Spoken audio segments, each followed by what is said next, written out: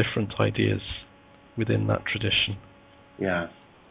I was more trying to look at it as in a bigger picture, meaning that regardless, just as you said, and I agree with you that they both Muhammad and Jesus said they don't know the exact time, and I would like maybe not to focus very much on the details or what time exactly it would come, but just looking at the world as it is shaped today and the difficulties the world has been experiencing for the last 100, 150, 200 years, and the both world wars and the results after that, and so on and so forth, and the difficulties, the issues we have today. The human life itself is not being respected or valued as it should be, and regardless of what faith you are.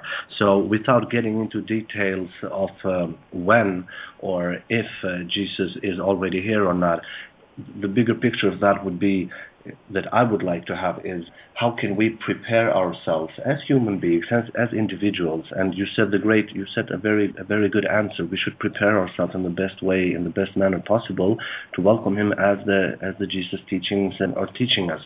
So without getting into details, how can we as Muslims, as individuals or with organizations, and as Christians, as individuals or by organizations, prepare, or how can we do the best thing possible in order to learn from each other? Because most of the times when we organize lectures, seminars, conferences, and we have dialogues between the faiths, it is always as if the mainstream media, and we have talked about that many times, Jerry and I, and different guests we have on board, how can we get that out to the world out there? Because it seems like only religious people or only people with some faith are coming towards and listening. But how is the best way of spreading the good message of tolerance and unity? Yes, I think we need to be very serious about it, and it is a big challenge because in this country anyway, good news doesn't really sell. If there's controversy and if there's violence and so on, then that makes a story. But people getting on together is not a particularly good story. It's good for local media. Yeah. Local media are always keen on those kinds of stories. So we've worked on a number of things in the Christian Muslim Forum as Christians and Muslims, engaging with those wider issues. In our first year, we issued a statement on the celebration of Christmas. Now, the UK, unlike America and United States, I'm not sure about Scandinavia, is quite secular, and the number of people who go to any place of worship is a minority.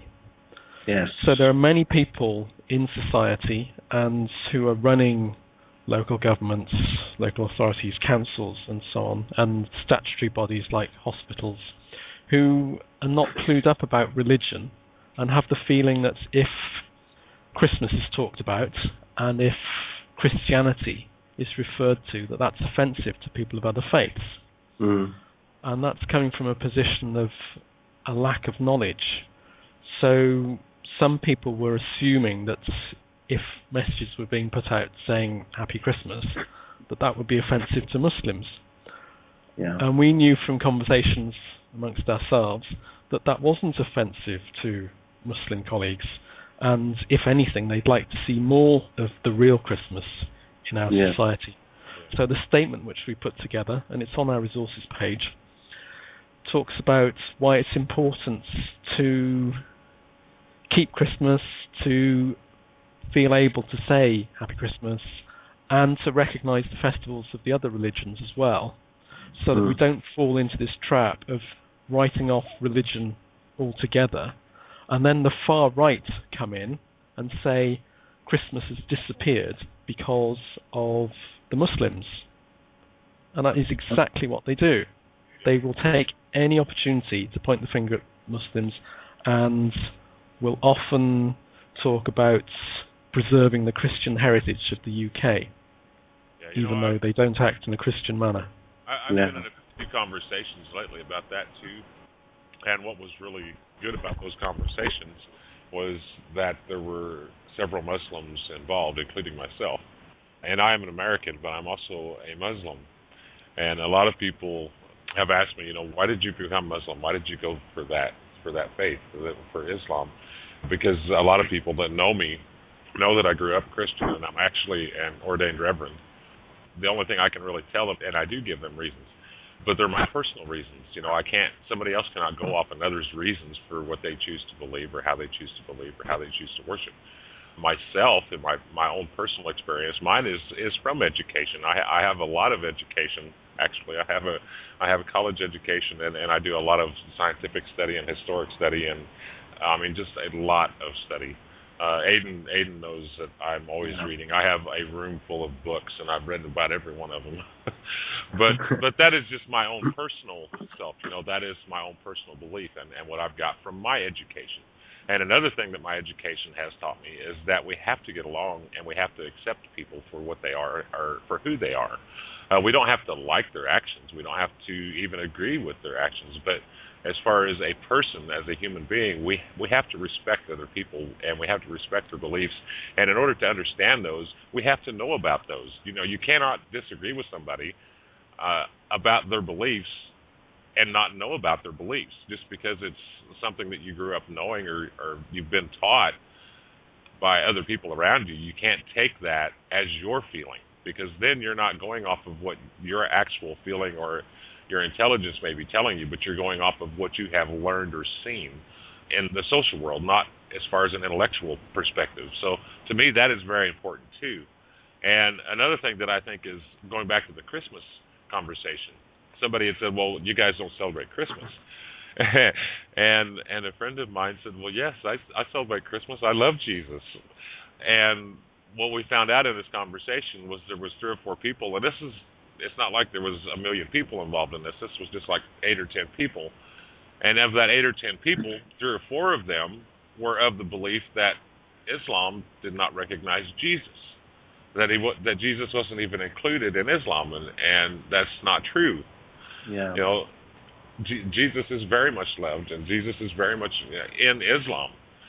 And I think it's a big misconception that a lot of people do have, and I'm glad you brought that up, because there are a lot of Muslims that appreciate Christmas.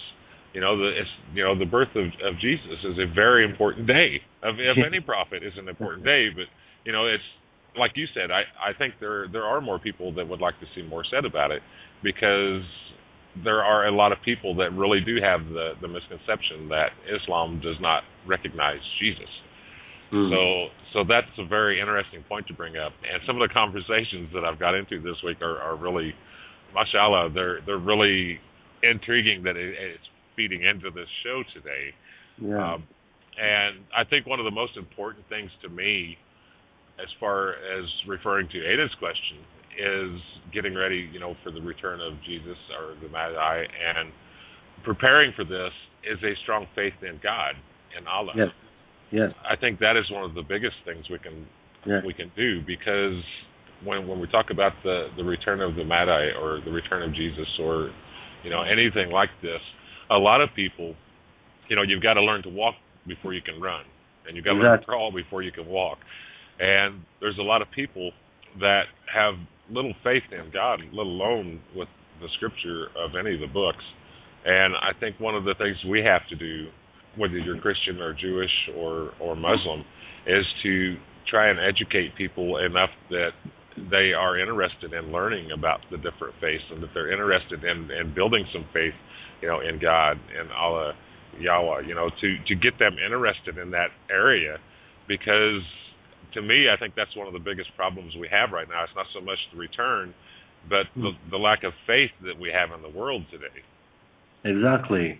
I would like to make a very short input on what you said, Jerry, because one of the most important things is when we mention Jesus and Jesus returning, or all of the glad tidings that we are giving, I'm just giving a personal view of mine, and I hope our listeners understand that this does not represent maybe the organization or anybody else except for mine.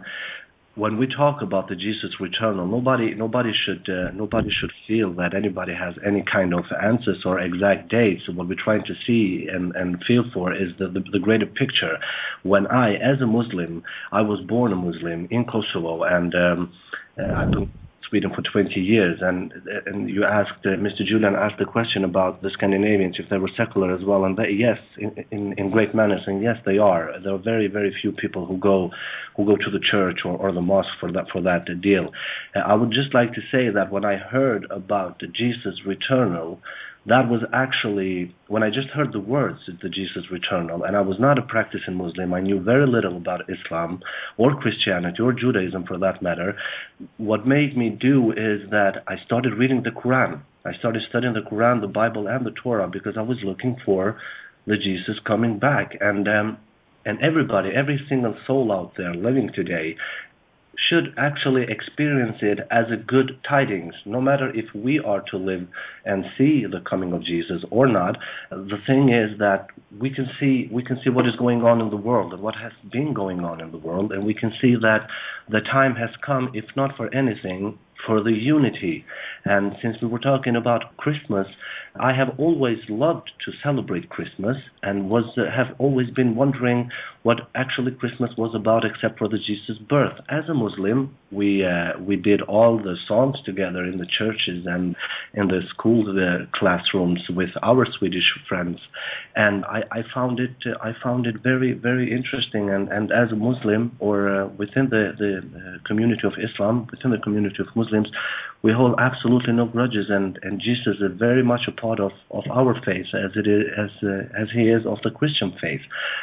Going back to one other thing I would like to mention is the very great importance of Christians, Muslims, Jews, believers overall to come together and to open their eyes, to open their souls, to understand the dangerous and the difficulties we are facing in the world today, where we are being split up, and we are being divided in groups and sects and believers and non-believers and etc. But actually the human soul is created in that way that we are created to do good and to hear good and to say good things and to do good deeds. I would love, as a human being, love to see all humanity together in one place, in one happiness, and to work and strive for the better future of our children and the ancestors that are coming after us. Having this in mind, I would like to ask Mr. Julian, the radicals that are spreading so much problems in different parts of the world. We know as educated people that the radicalism comes from the miseducation.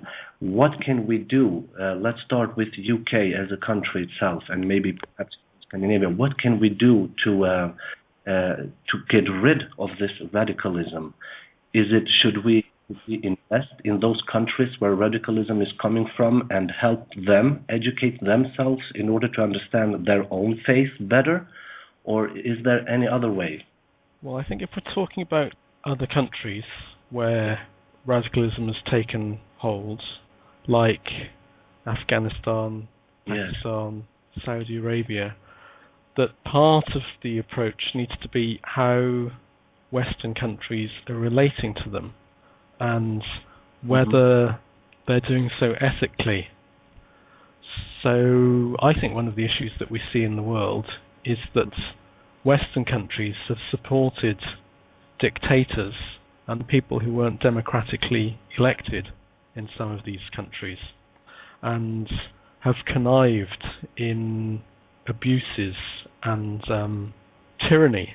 And if we could stop doing that, then some of these people wouldn't be in power because they've been propped up by the West. So it needs to be more ethical, and speaking personally, I think a number of people within our organisation would agree with me, but we haven't discussed it, is to be much more on the side of peace and to avoid waging war in other countries and invading them and bombing them. If we stop doing that, then it would be much easier to open up a dialogue. So the dialogue needs to take place, and in some cases it is happening. So there have been senior British military personnel and diplomatic personnel who've spoken to the Taliban, and there needs to be much more of that, and we need to encourage more peace to enable the conversations to take place.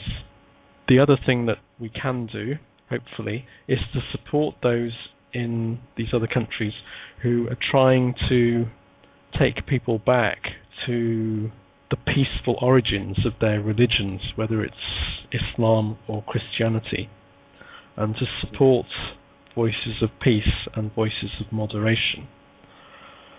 And particularly with relation to Islam, to remind everyone that Islam is a religion of moderation, and it says so in the Quran, and the Prophet Muhammad said so himself, and that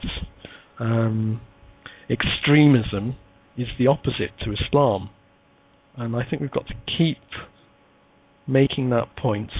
And the other thing that we need to do, and we can do it elsewhere if we do it at home, is provide good role models of Christians and Muslims getting on. So people like the Archbishop of Canterbury, who's the patron of the Christian Muslim Forum, he's due to finish at the end of this year, but he has a great track record over the last 10 years of supporting bridge building with Muslims, and has been invited to preach as a Christian, as a believer and a scholar and a theologian at some of the very important places in the Muslim world, the university in Pakistan and Al-Azhar in Cairo. That's great. So that's what we need to be doing.